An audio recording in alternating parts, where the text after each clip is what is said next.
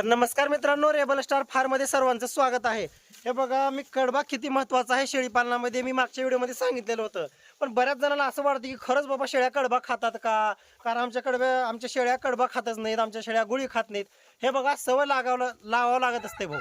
कारण तुम्हाला सांगतो, फिरस्ती शेळी, आता ही बघा म्हातारी शेळी, फिरस्ती शेळी बंदिस्त करणं, सेट करणं तुम्हाला जमलं पाहिजे। तसंच शेळ्यांना चारा खाणं, सवयी लावणं, चारा खायच्या ह्या पण तुम्हाला जमल्या पाहिजेत। कारण तुम्हाला सांगतो, आता बघा आज सकाळी कडबावून टाकलेला आहे आणि मस्तपैकी आज आपले जे शेळ्या आहेत त्या कडबा खात आहेत। आणि बघा महत्वाचं तुम्हाला सांगतो, आता कडबा सुद्धा दाखवतो मी तुम्हाला। आणि शेळ्या मस्त कडबा खात बघू शकता तुम्ही, एकदम मस्त शेळ्या कडबा खाणं चालू आहे। खुराक सुद्धा व्यवस्थित चालू आहे शेळ्यांना। आणि महत्वाचं, हा कडबा आता बघा मान्य आहे, कारण सुक्या वैरणी म्हणलं की थोडंसं अवघड आहे शेळीपालन अवघड आहे, म्हणजे थोडंसं बंदिस्तमध्ये फक्त सुक्या चाऱ्यावरती मेहनत करणं थोडंसं अवघड आहे। बघू शकता इकडं कोंबड्या आपल्या। आता बघा, तुम्हाला मी खुराकाचं नियोजन दाखवतो मित्रांनो, कारण कालच आपण खुराकाचं नियोजन केलेलं आहे। हे बघा, शेळीपालन म्हणलं, बंदिस्त शेळीपालन जर म्हणलं, खर्च वाढणारच, 100% खर्च वाढणार।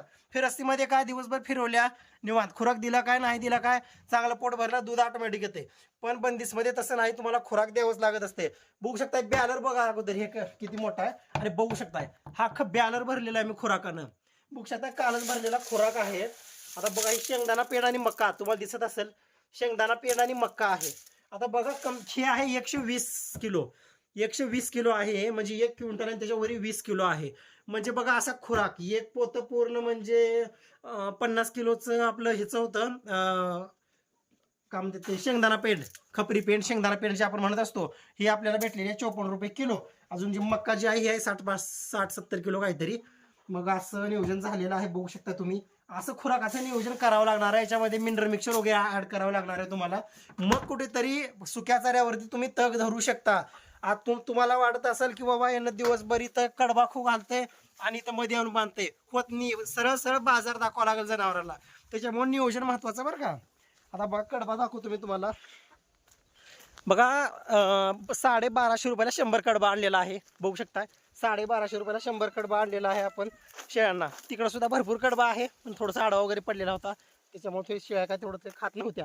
आता बघा, ही कडबा बघा, नुसता पालेदार, एकदम जबरदस्त। आधी भिजलेला नाही काय नाही, एकदम मस्त आहे पालेदार कडबा, जबरदस्त कडबा आहे।